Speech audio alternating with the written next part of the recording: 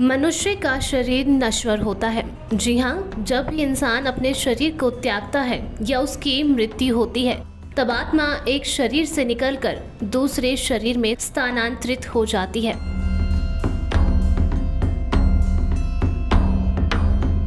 जी हाँ, और आत्मा की ये प्रक्रिया निरंतर चलती ही रहती है।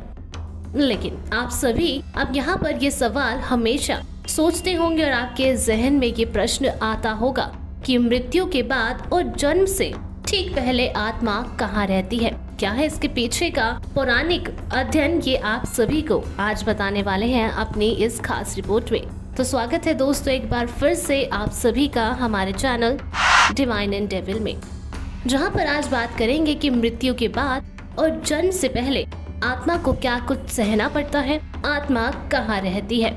तो चलिए शुरू करते हैं। यजुर्वेद के मुताबिक जब भी कोई व्यक्ति अपने शरीर को त्यागता है या उसकी मृत्यु होती है, तो वहाँ पर यम के 2 दूत पहले से ही खड़े होते हैं। जी हाँ, और यहाँ पर जिस भी व्यक्ति ने अच्छे कर्म किए होते हैं, सत्कर्म किए होते हैं, वो तो यम दूतों के साथ आसानी से यमलोक चली जाती हैं। लेकिन वो आत्माएं जिन्होंने अपने जीवन में बुरे कर्म, बुरा व्यक्तित्व और बुरा व्यवहार किया होता है, ऐसी आत्मा यमदूतों के साथ नहीं जाती। उन्हें यमदूत जबरदस्ती अपने साथ यमलोक लेकर जाते हैं। जी हाँ, आप सभी को बता दें, यमदूत जब आत्माओं को अपने साथ लेकर जाते हैं तो अच्छे कर्म करने वाली आत्मा या फिर बुरे कर्म करने वाली आत्मा 24 घंटे तक यमलोक में रहती है। जी हाँ, आपको बता दें, और इसी बीच रास्ते में आप जिस भी तरह के कर्म करते हैं, अच्छे कर्म करेंगे तो आपका रास्ता उतना ही सरल होगा, सुगम होगा। लेकिन अगर आपने अपने पूरे अंतकाल में बुरे कर्म किए हैं और आपका व्यक्तित्व बेहद ही ज्यादा नकारात्मक है, तो आपकी ये यात्रा काफी ज्यादा कठिन होती है। आप सभी को बता दें, यम के 2 दूत जब भी किसी आत्मा को अपने साथ यमलोक लेकर जाते हैं तो उसके 24 घंटे बाद आत्मा को वापस से धरती लोक पर लाकर छोड़ देते हैं, उसी स्थान पर जहां पर व्यक्ति ने अपनी आखिरी सांस ली होती है। इसके पश्चात 13 दिन तक आत्मा उसी जगह रहती है जहां उसने अपने प्राण त्यागे होते हैं, और उसके तत्पश्चात ही यम के 2 दूत पुनः आते हैं और आत्मा को अपने साथ ले जाते हैं। इसके बाद शुरू होती है असली परीक्षा। अब वो कैसे होती है, चलिए ये समझते हैं। पुराणों के अनुसार जब भी कोई व्यक्ति मरता है या आत्मा शरीर को त्याग कर यात्रा प्रारंभ करती है, तो इसी दौरान उसे 3 मार्ग मिलते हैं। उस आत्मा को किस मार्ग पर चलाया जाएगा, ये केवल उसके कर्मों पर निर्भर करता है। ये 3 मार्ग होते हैं: अचरी मार्ग, धूर्म मार्ग और उत्पत्ति विनाश मार्ग। अचरी मार्ग ब्रह्मलोक और देवलोक की यात्रा के लिए होता है, वहीं धूम मार्ग पितृलोक की यात्रा पर ले जाता है, और उत्पत्ति विनाश मार्ग नरक की यात्रा के लिए होता है। हालांकि सभी मार्ग से की गई आत्माओं को कुछ काल भिन्न भिन्न लोक में रहने के बाद पुनः मृत्यु लोक में आना पड़ता है। अधिकतर आत्माओं को यहीं जन्म लेना और यहीं मरकर पुनः जन्म लेना होता है।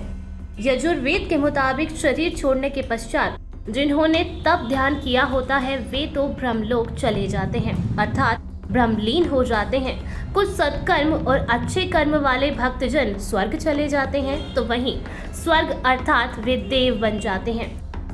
इसके बाद राक्षसी कर्म करने वाले लोग, जी हाँ, जो अपने जीवन काल में बेहद ही ज्यादा बुरे कर्म करते हैं, बुरी आदतों का शिकार होते हैं, या यूं कहें जिनका व्यक्तित्व बिल्कुल भी अच्छा नहीं होता, वे अंतकाल तक भटकते रहते हैं और कुछ पुनः धरती पर जन्म ले लेते हैं।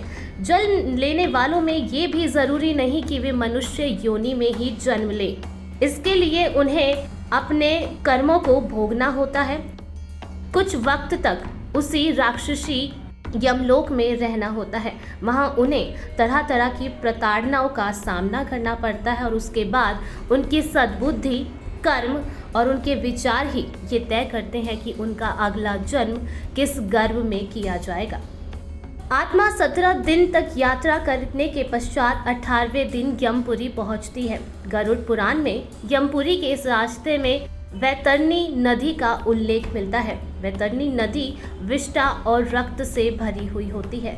जिसने गाय का दान किया होता है वो तो आसानी से इस वैतरणी नदी को पार कर यमलोक पहुंच जाता है, लेकिन जिसने अपने पूरे जीवन काल में गाय का दान एक बार भी नहीं किया होता वो इस नदी में डूबता ही रहता है, चिल्लाता है, चीखता है, तड़पता है और यम के दूत उन्हें धक्का मारकर निकालते रहते हैं। यानी कि उनकी ये यात्रा सोच से ज्यादा भी कठिन होती है।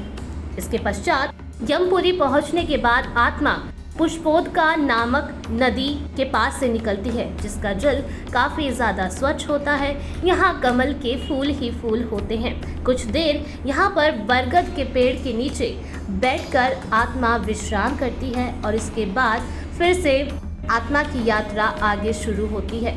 जिन भी लोगों ने अपने जीवन में पिंडदान किया होता है और उन्हीं आत्माओं को यहाँ पर पिंडदान का भोजन भी करने को मिलता है। तो यानी कि कुल मिलाकर अगर हम यहाँ ये कहें कि सारा लेखा जोखा होता है आपके कर्मों का। जिस हिसाब से हम आपके कर्म होंगे उसी हिसाब से आपको आपका पुनः जीवन निर्धारित किया जाएगा। लेकिन यहाँ पर बड़ा सवाल ये भी बनता है कि जो लोग अच्छे कर्म करते हैं, सत्कर्म करते हैं, उन्हें तो आसानी से मिल जाता है दूसरा गर्भ, यानी कि उनका पुनः जन्म कुछ ही महीनों के अंतराल में हो जाता है। लेकिन जो बुरे कर्म करते हैं लोग, उन्हें अंतकाल तक भटकना पड़ता है और उनकी सद्बुद्धि, उनके भाव और उनके विचार ही उन्हें दूसरे गर्भ में जाने का बड़ा कारण बनती है। तो आज की इस पेशकश में सिर्फ इतना ही। कैसा लगा आपको आज का ये हमारा वीडियो, जरूर बताइए नीचे दिए गए कमेंट बॉक्स में।